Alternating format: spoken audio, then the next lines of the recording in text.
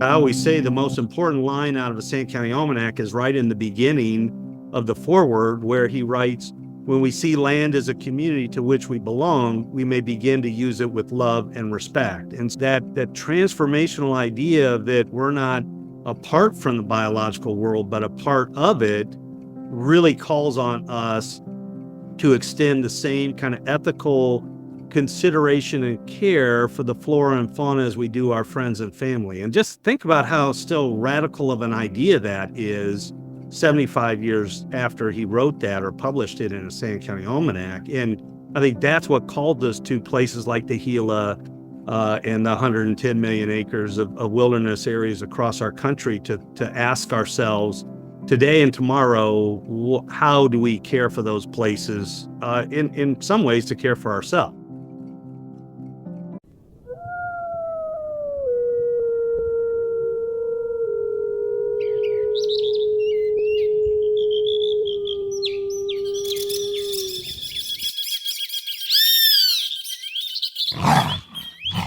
You're listening to the Rewilding Earth podcast.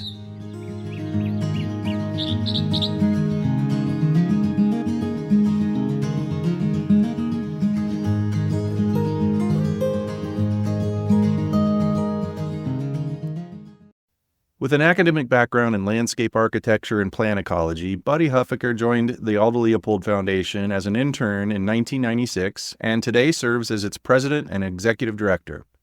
In this role, he headed the $7.5 million campaign to construct and endow the Aldo Leopold Legacy Center and served as the executive producer for Green Fire, a documentary film about Leopold's life and legacy. You can find a link to this documentary on the podcast page at rewilding.org/pod and look for episode 125. Buddy serves as a leading voice for the role of ethics in the relationships between humans and nature and has addressed audiences across North America on why and how society must develop an ecological conscience. Today we talk about the 75th anniversary of Sand County Almanac, the 100th anniversary of the Gila Wilderness, along with reflections on what Aldo Leopold's message means in today's conservation landscape and the challenges we face. Buddy, thanks so much for joining us on the Rewilding Earth podcast. What a pleasure and honor to be with you, Jack. Thanks for sharing your voice with the world to remind us why we need to take care of all things natural, wild, and free. It is my pleasure. I don't know what else I would do. Thank you. In particular, why I'm excited to be with you is that this year, 2024, marks two key milestones in the Leopold and thus land ethic legacy. The first is that it's the 75th anniversary of the publication of the book, A Sand County Almanac. So some listeners, maybe if you don't know the name Aldo Leopold, you've heard of this book, A Sand County Almanac. Truly one of the world's kind of global pieces of literature in the environmental conservation movement. It's been translated into 15 different languages and has inspired generations of those of us committed to conservation. And then it's also the 100th anniversary of the Gila Wilderness area, which was an idea that a young forester, Aldo Leopold, very new to the U.S. Forest Service, came up with after stumbling across the very wild and healthy Gila ecosystem and recognized that the Forest Service mission of kind of highest and best use for the greatest good, for the greatest number, for the greatest time, needed to really be modified, and that we just needed to protect wild places because they are so important to many values that we can explore today. But he felt the Gila was a particularly special place that really deserved its own protection, floated the idea and advocated it up through the administration ranks of the Forest Service to protect the Gila and 750,000 acres as the country and world's first designated wilderness area.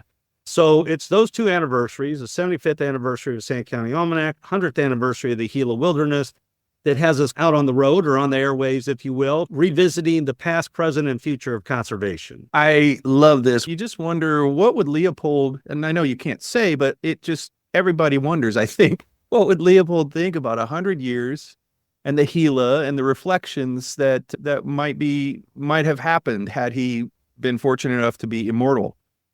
Yeah, gosh, don't we wish we could ask him and Yeah. other, like Dave Foreman and so many that have blazed new trails in our thinking and policy work. But I think we can have a sense of how he would approach the question, assessing with the data we have, where do we sit, and what are the current challenges. And that data is is pretty humbling and depressing when we look at climate change, when we look at habitat loss and fragmentation.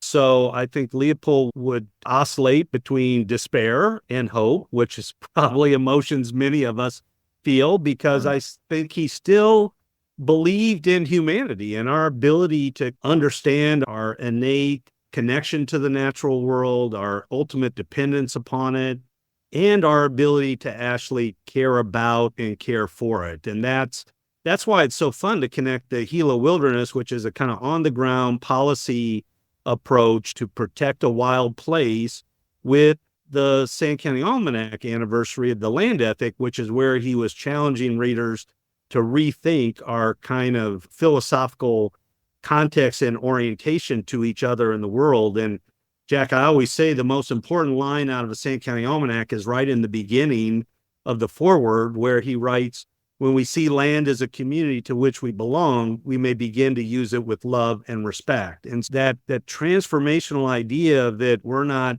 apart from the biological world, but a part of it, really calls on us to extend the same kind of ethical consideration and care for the flora and fauna as we do our friends and family. And just think about how still radical of an idea that is 75 years after he wrote that or published it in a Sand County Almanac. And I think that's what called us to places like the Gila and the 110 million acres of wilderness areas across our country to ask ourselves today and tomorrow, how do we care for those places, in some ways to care for ourselves. Right next door to the Gila Wilderness is another very important wilderness area. Really, that was just totally honorific of Leopold. In Leopold's original designation, that included the Aldo Leopold Wilderness. We didn't actually gain new ground to be protected when that Leopold Wilderness was designated. It was really just a renaming of the landscape that Leopold was trying to protect in 1924. His vision was what is there now, pretty much, right?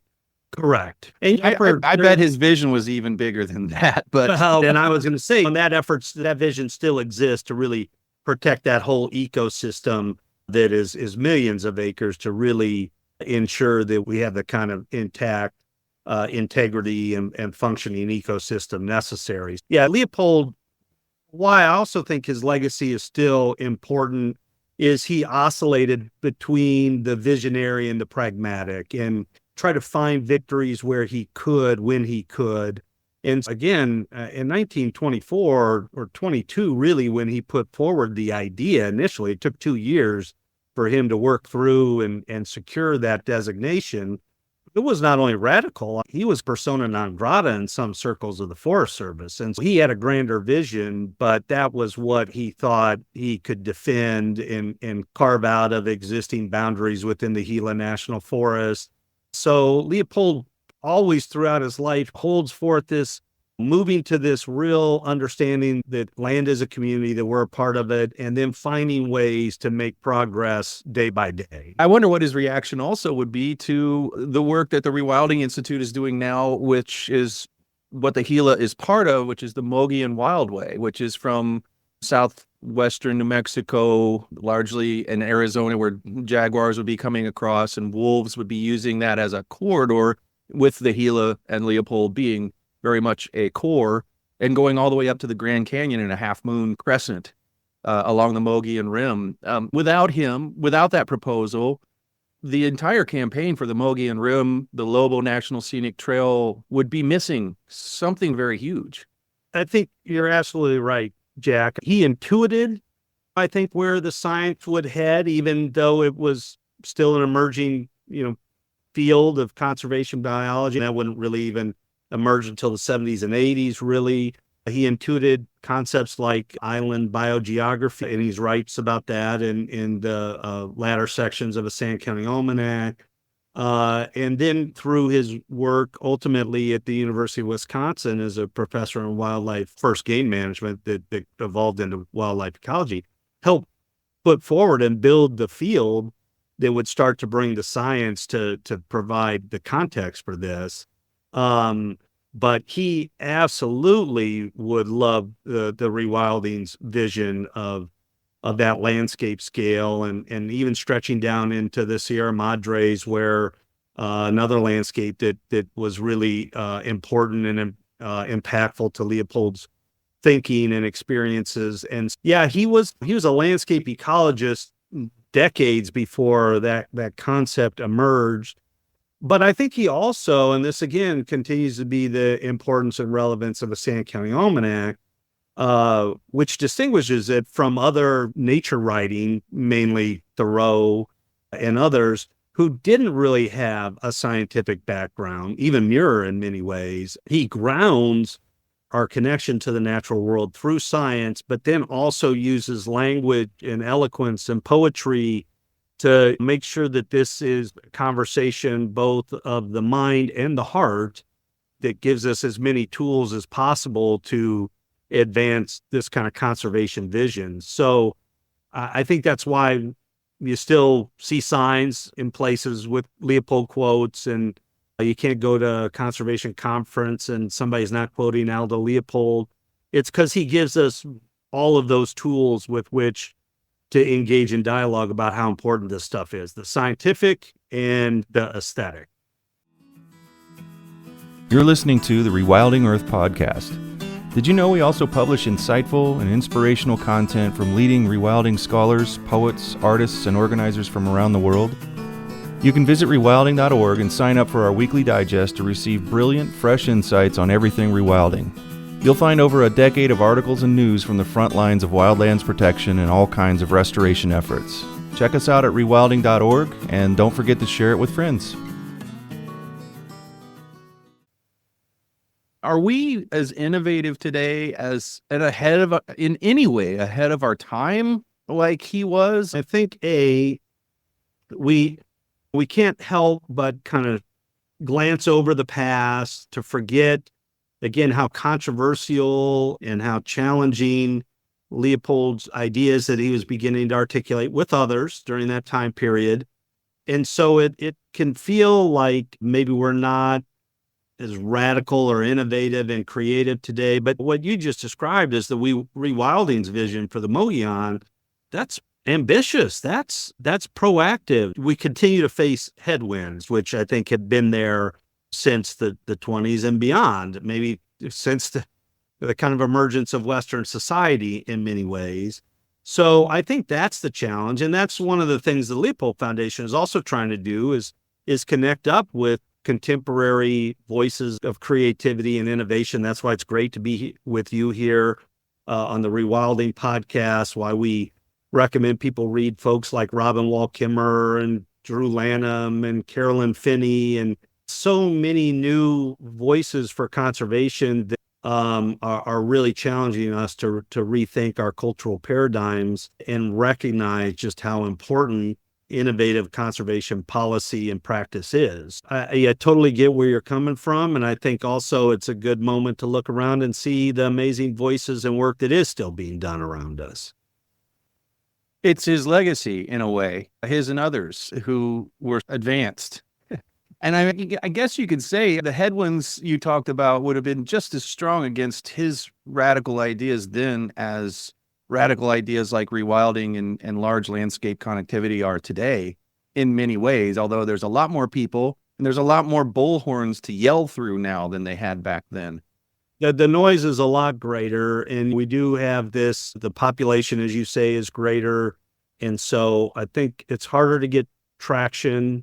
And yet, at the same time, we continue to see a growing interest and recognition of these ecological realities. At the end of Leopold's life, he wrote a letter to a colleague, and he closed the letter with the phrase, "Though the situation is hopeless, it should not prevent us from doing our best."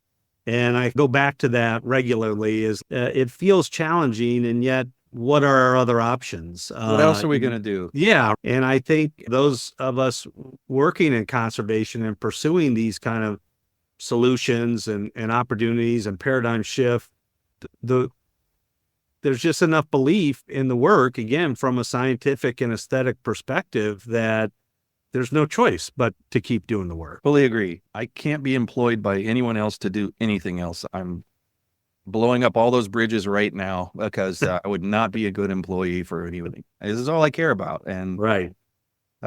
it's painful for those of us who have that. I think Leopold had a quote about that. Yeah. One of the penalties of Ecological education is to live in a world of wound. Yeah.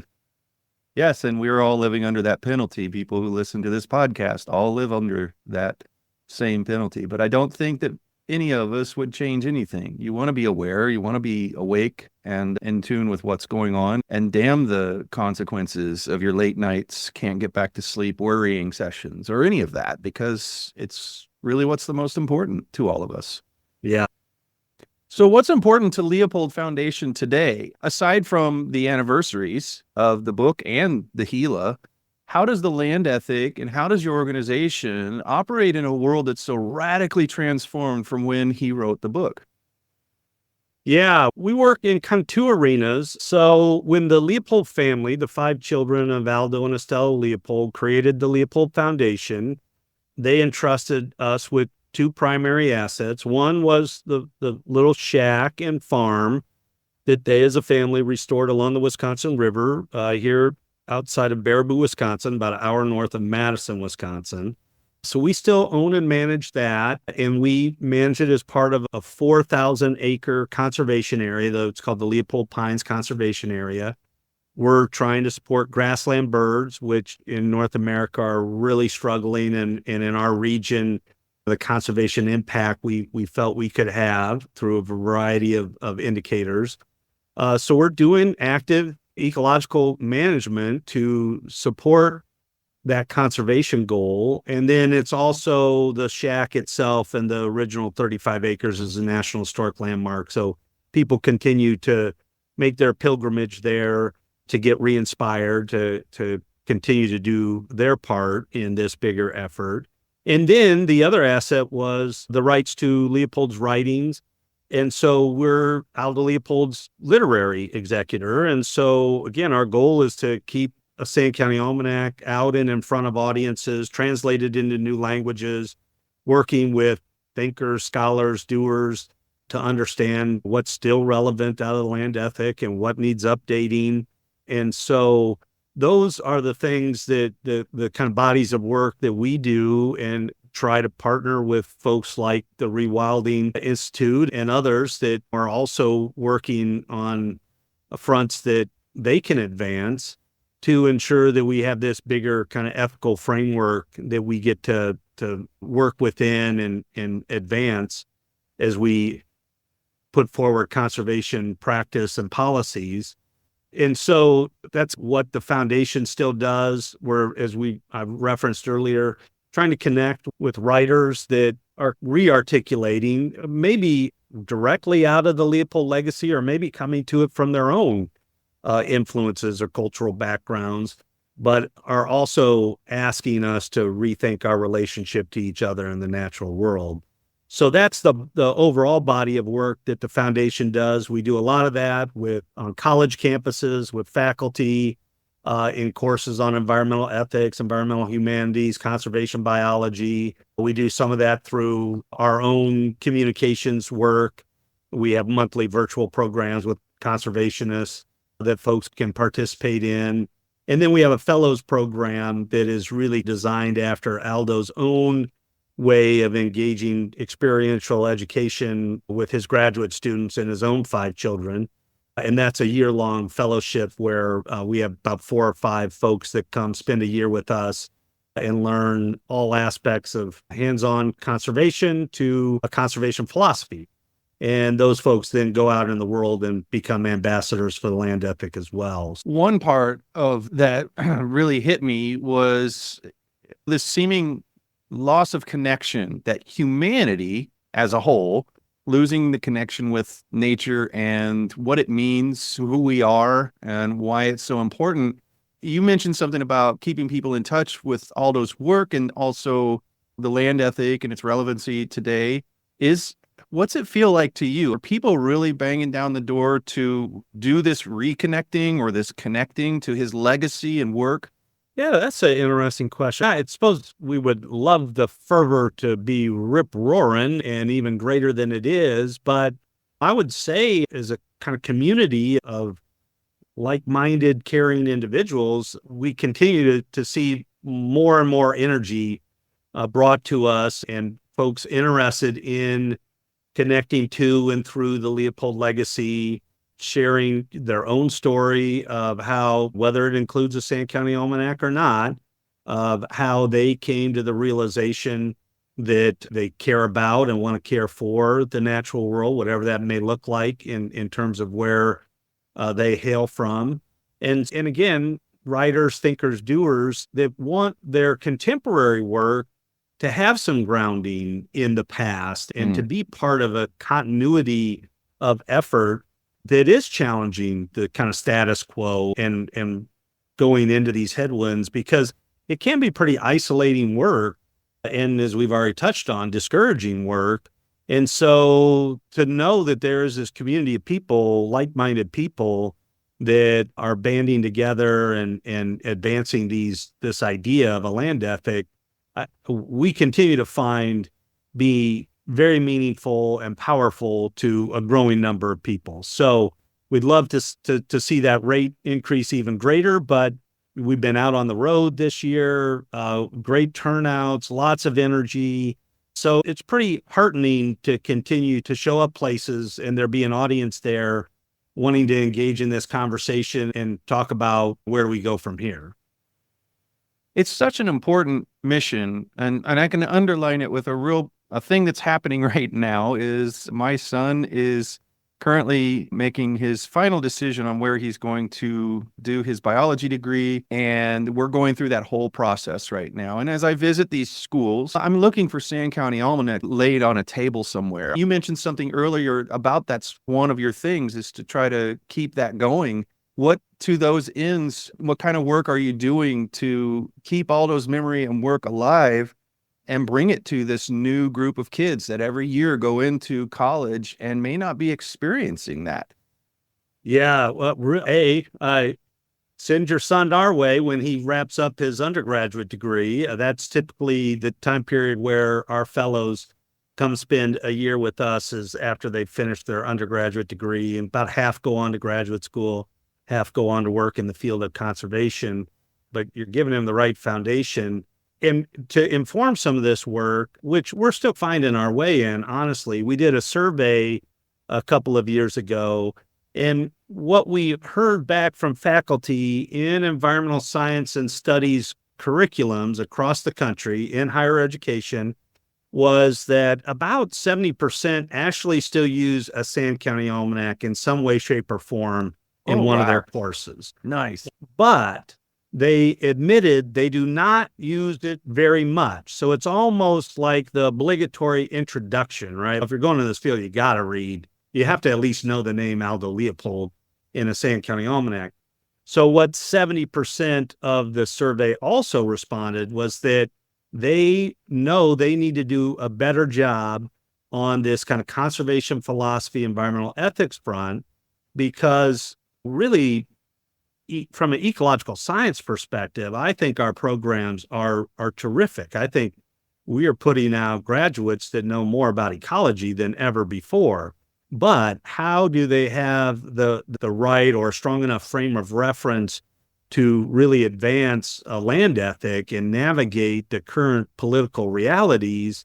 That's where we're hearing from employers and students alike that they need more opportunity and education and training. And so right now we used to have a program called Land Ethic Leaders that was a intensive, reflective-based discussion format program.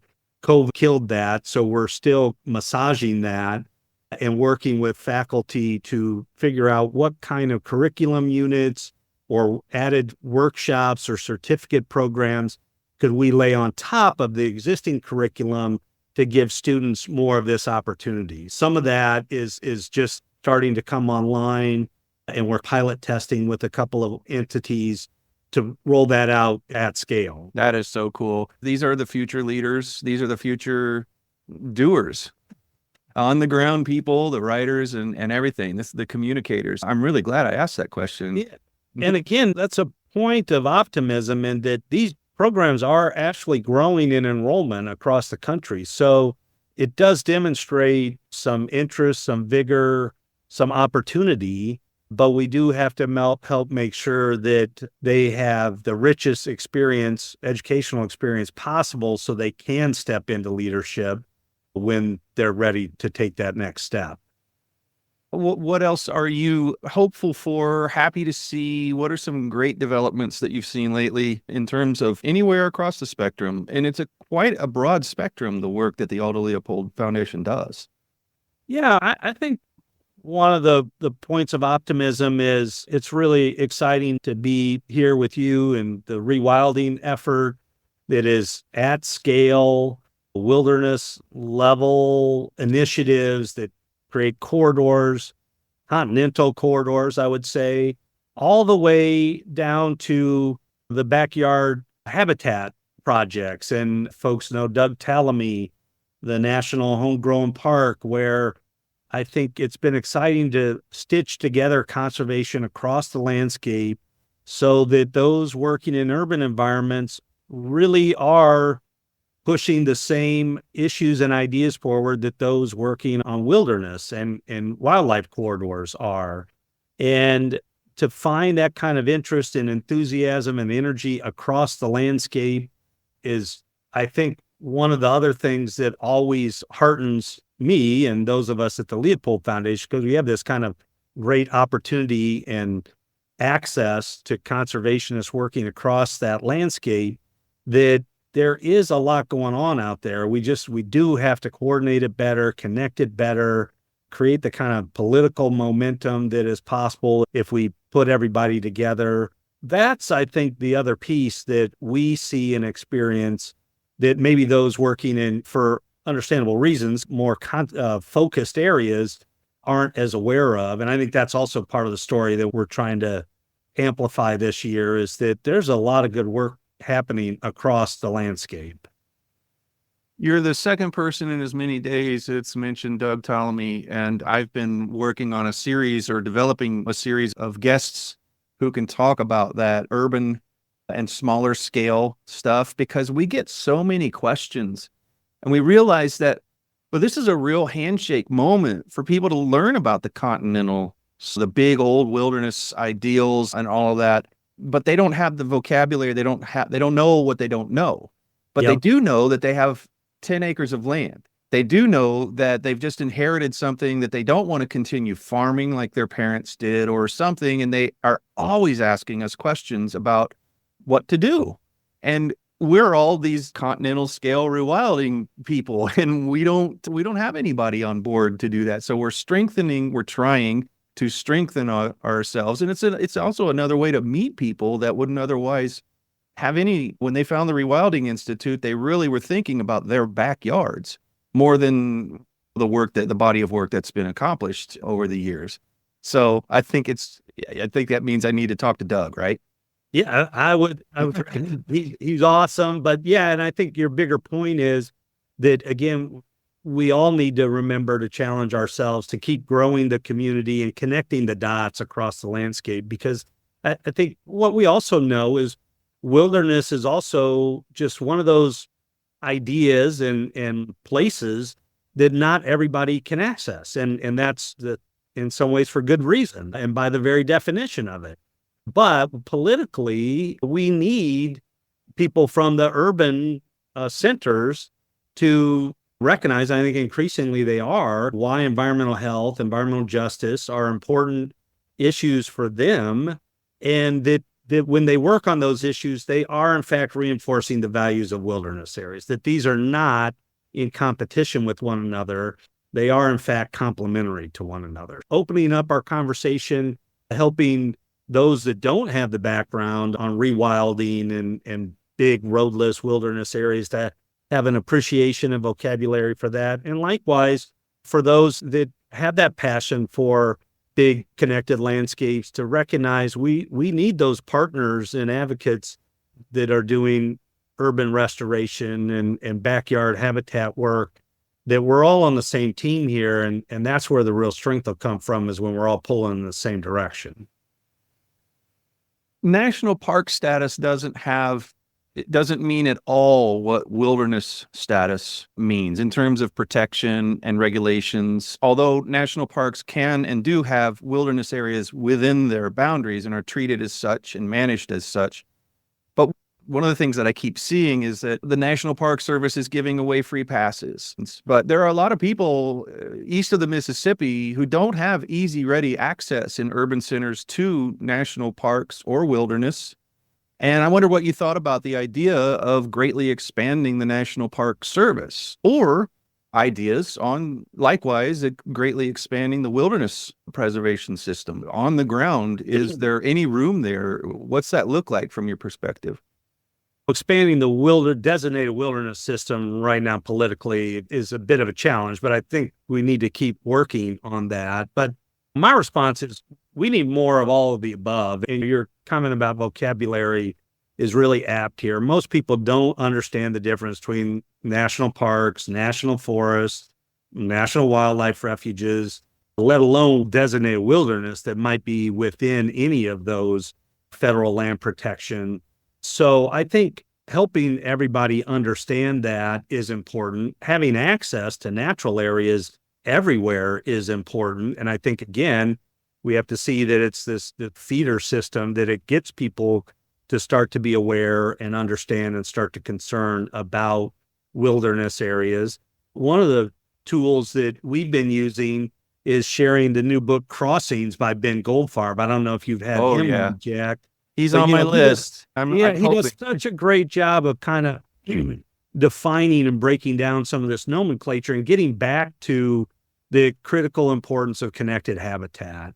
And I think we can start there. We don't actually have to worry about all the vocabulary and definitions for everybody, but we need them to start to build a working awareness and knowledge of these distinctions.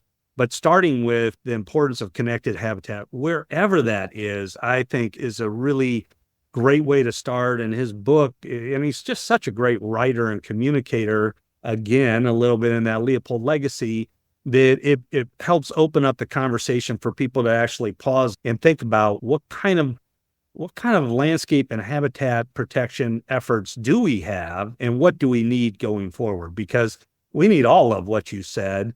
And it's how do we advance as much as possible, as fast as possible? Yeah, I think the conversation tends to go, especially the more of a layperson you become, that things are gone that are not coming back. And we have 4% of this left, and we have 7% of this left. And that phrase, they're not making any more wilderness, means something to somebody who doesn't understand anything about recovery, has not been privy to the conversations about rewilding and wilderness recovery and things like that.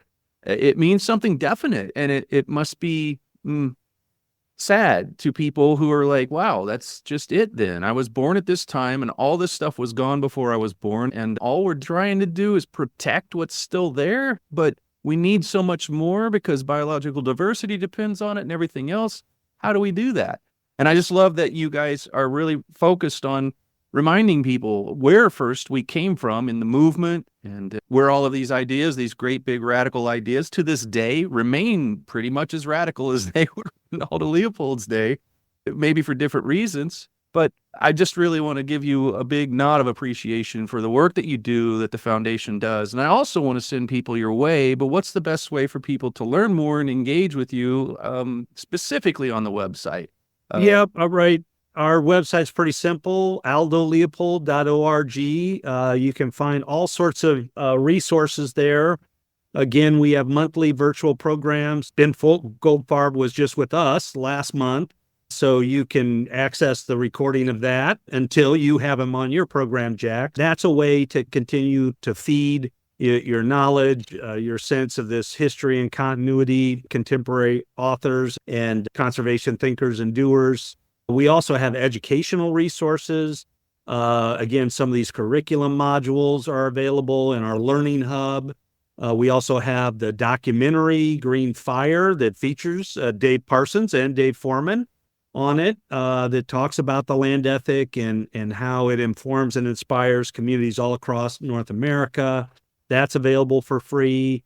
We have some other resources in our Learning Hub, but all that is a click away at aldoleopold.org. Oh, I also should put a shameless plug in that on the 75th anniversary of the Sand County Almanac, we are making available copies of the book, A Sand County Almanac, for $7.50, which I do believe is the lowest price you can find anywhere. So if you need to refresh your copy or get a copy to give to your son or child or grandchild or friend or neighbor, a great time to pick one up and put it in the hands of a new or old reader. Put me down for 10, please. Love it. Buddy, this has been so cool. I wish we had more time on these things for when people like you come around and there's just so much to talk about and you have such a breadth of knowledge. Really appreciate your work for leading the charge over there because it is a really grand responsibility. And I know that you feel the gravity of that, I'm sure, every day. Thanks, Jack. It is a big responsibility, but it's a great honor. And I'll just leave the listeners with Leopold's own words where he invites us all to be part of the conservation solution, where he writes, "I purposely presented the land ethic as a product of social evolution because nothing so important as an ethic is ever written. It grows in the minds of the thinking community." So thanks, Jack, for your work to steward, cultivate, grow, nurture this thinking community. And what a great opportunity to be here and talk about all things Leopold today. Thanks for listening to the Rewilding Earth podcast. We do what we do because of you. This podcast is supported by listeners like you who long to live in a wilder world. Please consider donating at rewilding.org and subscribe to our weekly news and article digest while you're there. To go the extra mile, you can follow and share Rewilding Earth on Instagram, Facebook, and Twitter. Bonus points for sharing this podcast with your friends. To listen to past episodes, go to rewilding.org/pod. That's rewilding.org/pod.